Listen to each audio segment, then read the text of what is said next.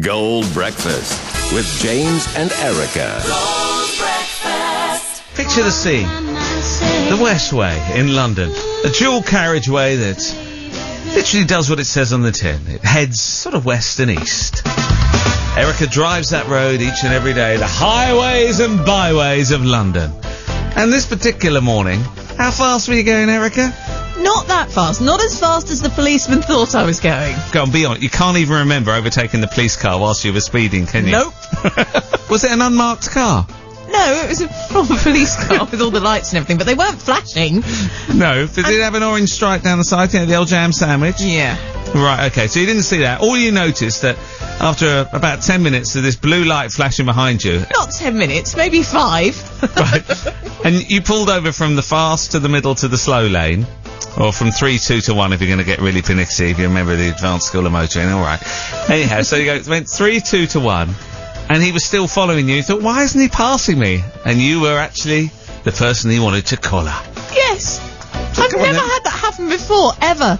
He came up to my car, and he said, do you know how fast you were driving? And I said, No. No, not exactly.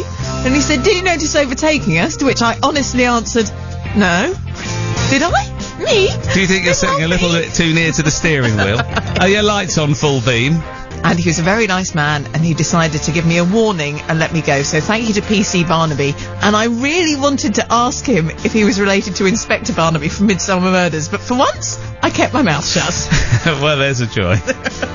So, good-looking, attractive man?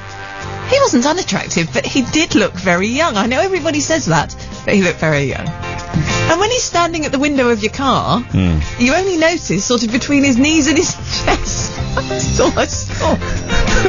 Nothing new there. Sounds like a first date, that, doesn't it? Where did you honeymoon with your wife? South Africa, actually. Had a wonderful time. Really lovely time. That sounds gorgeous. Yeah, there was a twist in the whole fate. She was actually pregnant.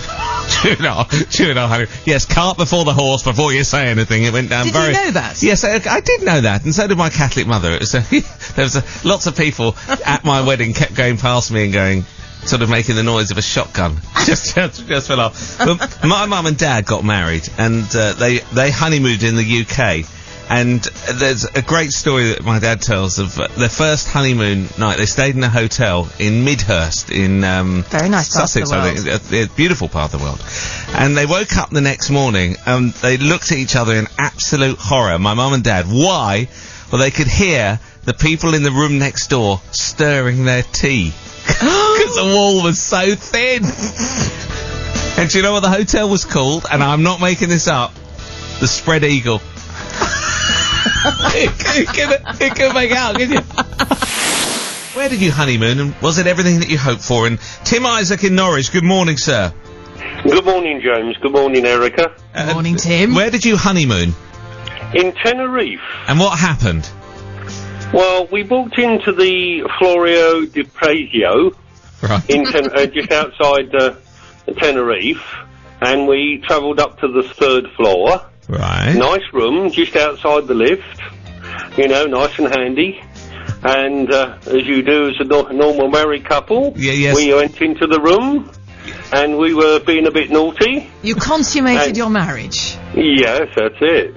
And in the morning, as we went to open the door, there was a note shoved under the door. Please, can you keep the noise down? So we thought, oh, whoops. Anyway, when we went down for breakfast, the lift opened on the ground floor, and every time we walked through everywhere to the breakfast bar, everybody looked round and smiled. Hey, well, do you know what? At least they didn't give you a round of applause. Well, I was waiting for it, you know. It was the fact that another couple knew us, and he said, you do realise the whole hotel has heard you? I said, what do you mean, heard me? He said, well, the lift shaft has echoed it all round the hotel.